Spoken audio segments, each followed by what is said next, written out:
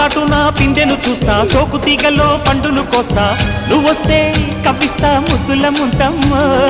ఉక్కపోతకి ఊపిరి పోస్తా, పక్క మేకకు పంట కట్టిస్తా, ముద్దిస్తే బుక్కిస్తా మధ్యల మోతయ్యో. ఓలమ్మో పుకారులో షికారుగా రావమ్మో, ఎదలు ఎడెక్కిస్తే ఎట్టాబులమ్మో.